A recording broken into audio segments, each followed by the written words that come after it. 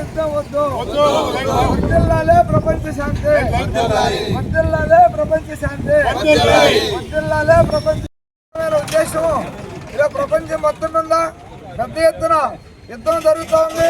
మనందరం రోజువారీగా చూస్తున్నాం. ఇప్పటికి యుద్ధం ప్రారంభమయ్యి సుమారు 15 రోజులు అయింది. ఈ యుద్ధం వల్ల అనేక లక్షల కోట్ల ఆస్తి నష్టం అవుతుంది. ఇప్పటిగా వేలాది మంది ప్రజలు చనిపోవడం జరిగింది. చిన్నపిల్లలు, హాస్పిటల్స్, స్కూల్స్ అనే దాంట్లో తేడా లేకుండా యుద్ధోన్మాదులు ఆ పైన బాంబులేసి పసిపిల్లలను కూడా చంపేయడం జరుగుతుంది. ప్రపంచం మొత్తం మీద అమెరికా అనేక రోజుల నుంచి తన ఆధిపత్యాన్ని కొనసాగించుకొని ఇతర పేద దేశాలన్నింటినీ దోచుకొని వాళ్ళ దేశంలో ఉండే కోటీశ్వరులను లక్షల కోట్ల ఆస్తులు కూడబెట్టి కార్పొరేట్ శక్తులకు ఉపయోగపడే దాంట్లో భాగంగా ఈ యుద్ధాన్ని కొనసాగిస్తూ ఉంది. ఇటీవల కాలంలో అనేక దేశాలపైన అమెరికా దాడి చేయడం మనం చూసాం. అమెరికా పక్కనే చిలీ అనే ఒక దేశం ఉంటే ఆ దేశం పైన దాడి చేసి అధ్యక్షుడిని అలెండా అతన్ని చంపేయడం జరిగింది. అదే రకంలో ఇటీవల కాలంలోనే ఇరాక్ దేశంలో సద్దాం హుసేన్ అతని ఆయిల్ ఇతను లాగేసుకోవడానికి ప్రయత్నం చేస్తే వాళ్ళు ఎదురు తిరిగిన దాంట్లో భాగంగా పెద్ద ఎత్తున యుద్ధం చేసి సద్దాం హుసేన్ ని వాడు అమెరికా దేశానికి తీసుకుపోయి వాళ్ళకు అనుకూలంగా ఉండాల చేత విచారణ జరిపినట్టుగా అబద్ధాలన్నీ చేసి వాళ్ళు ఉరిశిక్ష చేసి సద్దాం హుసేన్ చంపేయడం జరిగింది. అదే రకంగా ఈ మధ్య కాలంలోనే వెనుజులా అనే దేశంలో చమురు మొత్తాన్ని ఆక్రమించుకోవడానికి ఆ దేశ అధ్యక్షుడిని మధురను అతని భార్యను ఇద్దరిని కూడా అధ్యక్ష భవనం ముందు దాడి చేసి కొన్ని వందల మంది అడ్డొచ్చిన వాళ్ళందరినీ చంపేసి తీసుకుపోయి వాళ్ళు అమెరికాలో వాళ్ళ జైల్లో పెట్టున్నారు. అదే రకంగా మొన్న పోయిన నెల 28వ తేదీ ఇరాన్ దేశం మీద దాడి చేసి ఖమేనీ అనే అతన్ని వాళ్ళు చంపేయడం జరిగింది. అడ్డొచ్చిన కొన్ని వందల మందిని బాంబులేసి చంపేయడం జరిగేది. అయితే ఇప్పుడు దీనివల్ల ప్రపంచం మొత్తం మీద 3వ ప్రపంచ యుద్ధం వచ్చేటట్టుగా మనం చూస్తున్నాం. ఇప్పుడు అణుబాంబులు పెద్ద ఎత్తున్నాయి. అణుబాంబు కొన్ని వేల మంది, లక్షల మంది చనిపోయే పరిస్థితి కనిపిస్తుంది. మనకు ఎగ్జాంపుల్గా గతంలో జరిగినది 2వ ప్రపంచ యుద్ధం అయిపోయిన తర్వాత 1944లో ప్రపంచం యుద్ధం అయిపోయి ప్రశాంతంగా ఉన్న సందర్భంలో అమెరికా వాడు ఆయన పెత్తనాన్ని చూపించుకునేదానికి నా దగ్గర బాంబులు ఉన్నాయి, మీరందరూ జాగ్రత్త అని చెప్పేదానికి ఆ రోజు హిరోషిమా, నాగసాకిల 2 పట్టణాల పైన అణుబాంబులు వేసిన సందర్భంలో అప్పటికప్పుడు ఒక్కో పట్టణంలో సుమారుగా 1,00,000 మంది వెంటనే చనిపోయిన పరిస్థితి జరిగింది. అయితే అప్పటికన్నా ఇప్పుడు అణుబాంబులు 20 రెట్లు 30 రెట్లు పవర్ఫుల్ కలిగిన బాంబులు ఉన్నాయి.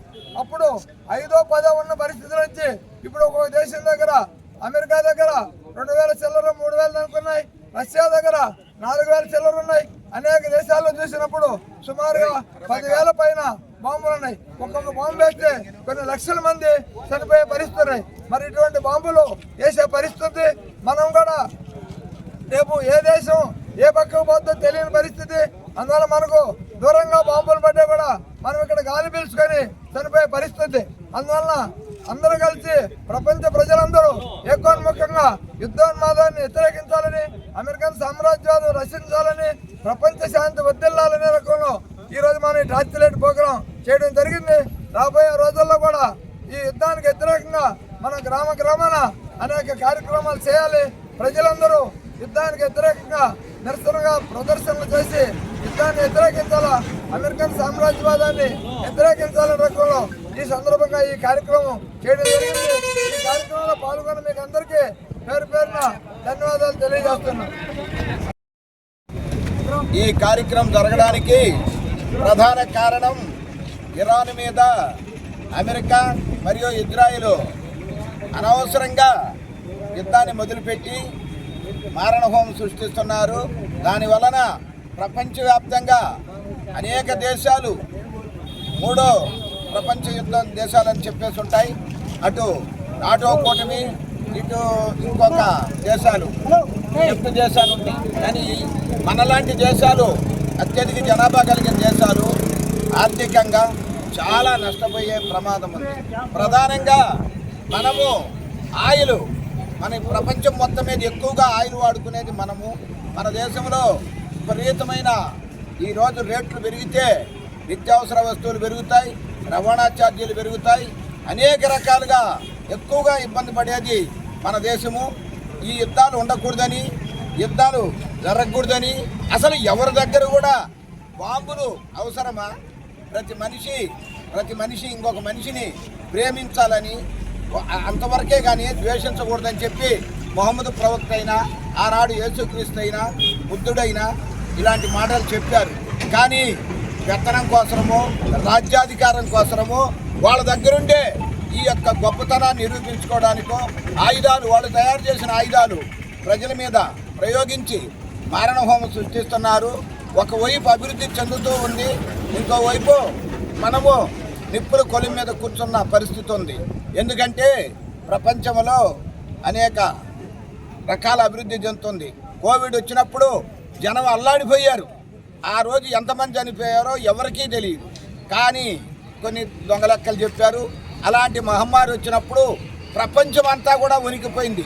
అమెరికా వాడి కాడ ఉన్న ఆయుధాలు ఏం చేయలేదు, చైనా వాడి కాడ ఉన్న ఆయుధాలు ఏం చేయలేదు, ఇజ్రాయెల్ వాడి కాడ ఉన్న టెక్నాలజీ ఏం చేయలే. ఆ వైరస్ వచ్చి అనేక లక్షల కోట్ల మంది చనిపోవడం జరిగింది. కానీ ప్రతి మానవుడు కూడా ఇంకొక తోటి మానవుడిని ప్రేమించాలి కానీ ద్వేషించకూడదు. స్కూల్ పిల్లలు బాంబులు వేస్తే అది మరి మిస్టేకం జరిగిందా లేక కావాలని వేసిండ్రా అని మేము ఇప్పుడే అబ్దుల్లా నేను డిస్కషన్ చేసుకున్నాం. ఇంకొక ఆయన కొమని అయినా, ఆయన చెప్పినట్టు వెనిజులా అధ్యక్షుడైనా, చిలీ అధ్యక్షుడైనా, ఏ దేశమైనా ఈరోజు ఒక దేశం మీద ఇంకొక దేశం దాడి చేయడం కానీ, ఒక సరిహద్దు తగాదాలు ఉంటే చర్చలు జరుపుకోవాలా, ఏదైనా సమస్యలు ఉంటే ఆడు అణుబాంబులు తయారు చేస్తున్నావు, నువ్వు చేయడానికి లేదు అంటాడు అమెరికా వాడు. ఓకే, అణుబాంబులు అవసరం లేదు, వాడికి కూడా అవసరం లేదు. ఇరాన్లో అన్నీ సక్రమంగా ఉన్నాయని మనం చెప్పలేము, చాలా పేదరికం ఉంది. కానీ అణుబాంబులు వాడు తయారు చేసుకున్నాడు కదా, వాడి శత్రువు, నేను ఎందుకు చేసుకోకూడదు? నాకు నా దేశాన్ని నేను కాపాడుకోవాలా, నాకు సార్వభౌమత్వం ఉంది అనేటటువంటి వాదనతో ఒక్కొక్కళ్ళు ప్రతి ఒక్కరూ ఈ యొక్క ఆలోచన చేస్తున్నారు. కానీ ప్రజలకు తిండి, ఉండడానికి ఇల్లు, కట్టుకోవడానికి బట్ట, చదువుకోవడానికి చదువు, వైద్యము, ఈ అవసరాలు కానీ బాంబులు, కత్తులు, పెద్ద పెద్ద మిస్సైళ్ళు ఈ అవసరం లేదు. కానీ ఎందుకో అది మరి ఈ ప్రపంచం ఏమవుద్దో. గతంలో 2 యుద్ధాలు జరిగినాయి, అప్పుడు మనం ఎవరు చూడను కూడా లేదు. ఇప్పుడు ప్రపంచ యుద్ధం వచ్చే పరిస్థితి రోజు రోజుకు ముదురుతుంది. వాళ్ళు చర్చలు జరుపుకొని ఈ యొక్క యుద్ధాన్ని ఆపి వెంటనే ప్రజల, పిల్లలు, స్త్రీలు వాళ్ళ మానాలను కాపాడాలని చెప్పేసి కోరుకుంటూ ఇలాంటి కార్యక్రమాలు నడపాలని చెప్పేసి రంతుల్లా పిలిపించాడు. మనందరం సహకరించి ఇటువంటి కార్యక్రమం అందరం కూడా పాల్గొని శాంతియుతంగా జీవించాలి, హ్యాపీగా ఉండాలి. అసలు మనం భయపడేది ఏంది? అసలు భయం ఎందుకు ఉండాలి? ఆడెవడో బాంబులు వేసేది ఏంది? అసలు బాంబులు ఏమిటికి ఉపయోగమై? తిండా, బట్ట, చదువా, వైద్యమా? అవి ఏమి అవసరం లేదు. ఎందుకు తయారు చేస్తుండ్రో, ఎందుకు వేసుకుంటుండ్రో అసలు వేసేవాడికన్నా అర్థమవుతుందా? ఆ రోజు జపాన్ మీద వేసిన వాడు, ఆ విమానం నడిపినోడు, వాడి తర్వాత వాడు పిచ్చి పట్టింది. ఆ దృశ్యాన్ని చూసి సుమారు కొన్ని సంవత్సరాల పాటు హిరోషిమా, నాగసాకిలో ఆ ప్రాంతంలో గడ్డి కూడా మొలవలేదు. కాబట్టి అవి అత్యంత ప్రమాదకరమైనటువంటి ఆయుధాలు తయారు చేసుకున్నారు. వాటి మీద నాట్యం చేస్తున్నారు. ఎవడైనా చచ్చిపోవాల్సిందే. ఇప్పుడు ఇవాళ అమెరికా వాడు బాగా నా దగ్గర ఉన్నాయని వేశాడు, రేపు వాడి మీద ఇంకొకటి వేయొచ్చు, ఇంకొక బలవంతుడు. ఆ రోజు ఆ దేశం కూడా నాశనం అయిపోయింది. ప్రపంచమంతా ప్రజలు ఉన్నారు, సుమారు 780 కోట్ల పైచలకు. ప్రజలు ఉన్నకాడి సుఖశాంతులతో బతకాలని, అందరూ సమానంగా బతకాలనేది మా ఉద్దేశము, ఈ యొక్క కార్యక్రమం ఉద్దేశం కూడా. కాబట్టి దయచేసి అందరూ కూడా ఈ కార్యక్రమంలో పాల్గొనాలని ఈ అవకాశాన్ని ఇచ్చిన పెద్దలకు నమస్కారం తెలియజేస్తూ సెలవు. ప్రపంచ శాంతి, శాంతి.